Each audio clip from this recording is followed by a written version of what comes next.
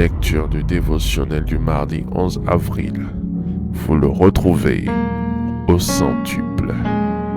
Ecclésiaste, chapitre 11, verset 1. Jette ton pain à la face des eaux, car avec le temps, tu le retrouveras.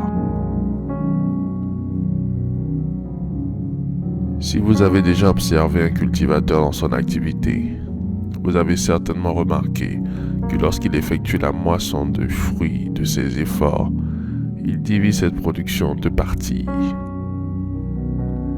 Il sélectionne les meilleures graines, les meilleures gerbes ou fruits qu'il met soigneusement à part pour les prochaines semailles.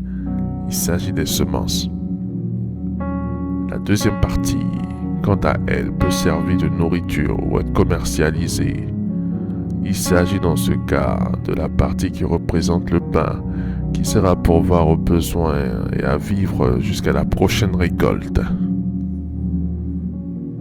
Lorsque dans la maison, le pain vient à manquer, elle est exposée à la famine et même à la mort.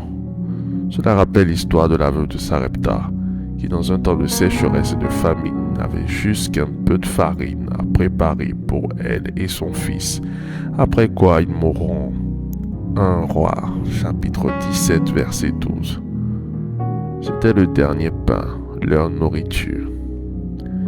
S'il y a une chose dont l'homme a besoin parmi ses besoins primaires pour vivre, c'est bien le pain. C'est pourquoi, conscient de cela, en prenant à ses disciples à prier, le Seigneur Jésus leur dit de demander au Père de leur donner leur pain quotidien. Matthieu, chapitre 6, verset 11. Dans notre texte de base, Ecclésiaste, chapitre 11, verset 1, la Bible dit « Jette ton pain sur la face des eaux, car avec le temps, tu le retrouveras. » Comment jeter ce qui doit me permettre de vivre pourrait s'interroger l'homme charnel. Mais le chrétien spirituel, l'homme de la foi, comprend que dans la vie chrétienne, ce que Dieu recherche n'est pas ce qui est inutile, mais plutôt ce qui a de la valeur de vie pour lui.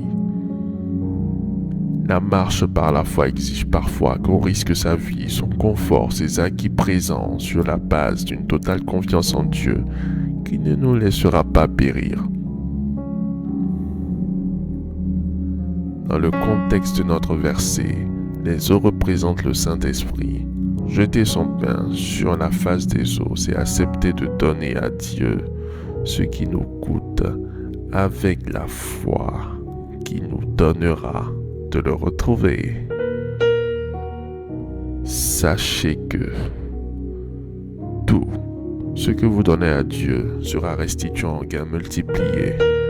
Ce que vous accepterez de vous, séparé pour Dieu, vous sera redonné dans l'espèce, mais au meilleur et dans l'abondance, au temps propice, au nom de Jésus-Christ. Faites cette prière avec moi. Dites après moi: Seigneur Jésus, je te remercie pour la révélation de ta parole.